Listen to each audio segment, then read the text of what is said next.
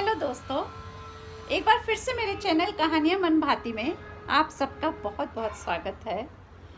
दोस्तों, हमारे जीवन में, हमारी हिंदी में क्या और भी किसी लैंग्वेज में मुहावरे होते हैं, कहावतें होती हैं।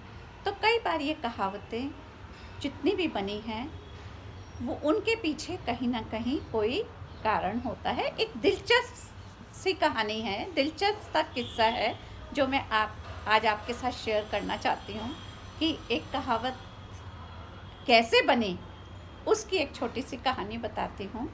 दोस्तों, पुराने ज़माने में क्या था कि एक राजा था और राजा कभी कभी वहाँ पर उसके राज्य में एक बहुत प्राचीन मंदिर था। उसमें कभी कभी 2-4 साल में जब भी उसका मन होता था या उसकी आस्था जागती थी तो वो वहाँ पर दर्शन करने चला जाता था।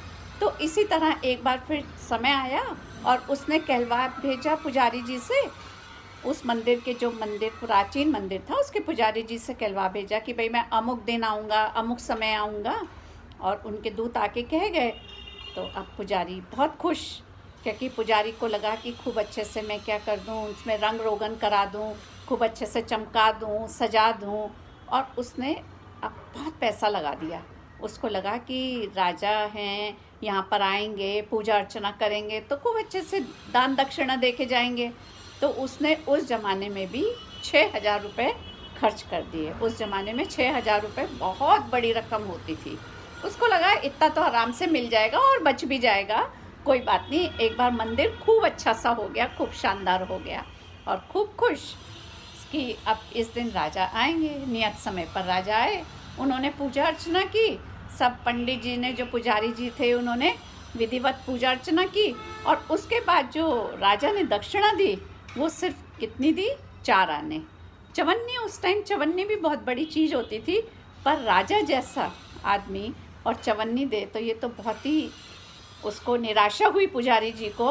उसको तो बहुत चिंता हो गई कि हे भगवान, इस 4 आने में मैं कैसा अपना कर्ज मिटाऊंगा। उसने कर्ज ले लेके तो क्या किया था, रेनोवेशन कराया था अपने मंदिर का, खूब रंग रोगन, खूब जहाँ से टूटा था सब ठीक कराया था कि अब मैं इसको पूरा कैसे करूँगा। बहुत चिंता में पड़ गया।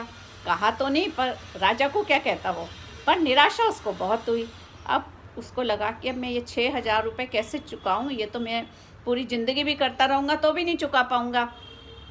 तो उसको एक युक्ति आई। उसने क्या किया, राज्य में ढिंढोरा पिटवा दिया और कहा कि राजा यहाँ पर मंदिर में पूजा अर्चना करने आए थे तो उन्होंने मैं एक बहुत ही कीमती चीज़ दी है और उस कीमती चीज़ की मैं नीलामी करना चाहता हूँ।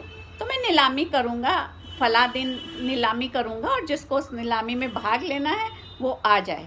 पर हाँ, मेरी एक ये शर्त होगी कि मैं उस चीज़ को दिखाऊँगा नहीं, मैं अपनी मुट्ठी में रखूँगा और जब नीलामी हो जाएगी उसके बाद ही मैं उसको खोलूँगा और वो चीज़ आपको दे दूँगा जो राजा ने मुझे दी। अब सब पूरे राज्य में उसने ढिंढोरा पिटवा दिया। बहुत सारे लोगों को लगा कि राजा थे, राजा ने दी है तो पता नहीं कितनी कीमती चीज़ दी होगी, कौन सा हीरा जवाहरात दिया होगा, कौन सा कीमती मोती दिया होगा। तो वो तो सब मुट्ठी में आ ही जाता है। तो बहुत सारी भीड़ इकट्ठी हो गई नियत समय पर और नीलामी शुरू हो गई। वो नीलामी 100 रुपये से 500, फिर 1000, फिर 2000, 5000, 10,000, धीरे धीरे नीलामी बढ़ते बढ़ते कहाँ तक गई, बोली 50,000 तक चली गई बोली। पर पुजारी ने 50,000 में भी नहीं माना और समय ख़त्म हो गया था। तो उस नीलामी को टाल दिया गया और उस नीलामी का अगला दिन निश्चित कर दिया गया कि फला दिन, 1 हफ्ते बाद, जो भी दिन निश्चित करना था उन्होंने निश्चित कर दिया कि अब उस दिन नीलामी होगी।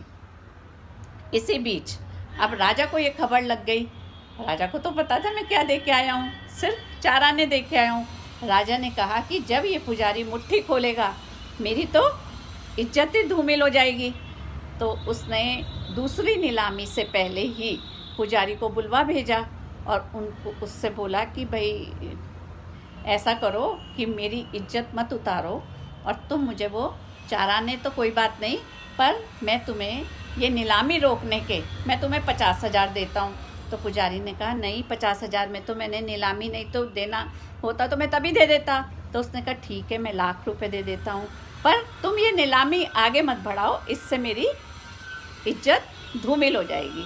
तो ₹1,00,000 में वो पुजारी मान गया, उसको ₹1,00,000 मिल गए और उसने नीलामी रोक दी। उसने कहा नहीं, अब मैं नीलामी नहीं रख रहा हूँ। तो उसी के बाद से ये कहावत शुरू हो गई कि बंद मुट्ठी लाख की, खुल गई तो खाक की। तो इसी तरह से ये हमारी कहावतें बनी हैं, पर उनमें कहावतें तो बनी हैं पर उसमें कोई ना कोई गूढ़ बात छुपी होती है कि हमें कभी भी किसी से बहुत अपेक्षा नहीं करनी चाहिए, क्योंकि हम अपेक्षा करते हैं ना कि हमें ये मिलेगा, तो हमें हमेशा दुख मिलता है ना। पुजारी ने भी अपेक्षा की कि मुझे ये मिलेगा, तो उसको दुख हुआ कि अरे अब तो कुछ नहीं हो पाएगा। इसलिए हमेशा ये कहते हैं सदैव खुश रहिए, जो प्राप्त है वही पर्याप्त है। अगर हम इस नियम को फॉलो करेंगे तो वास्तव में हम हमेशा प्रसन्न रहेंगे। तो कैसी लगी ये मेरी कहावत वाली कहानी? आशा करती हूँ कि आपको पसंद आई होगी। आई हो तो प्लीज़ लाइक, शेयर और सब्सक्राइब करिए और कमेंट सेक्शन में कमेंट ज़रूर लिखिए, ताकि मैं अपने अगले वीडियो में कुछ अच्छा नया कर सकूं। और अगले वीडियो में अगली कहानी के साथ मैं फिर आऊँगी। तब तक के लिए बाय बाय।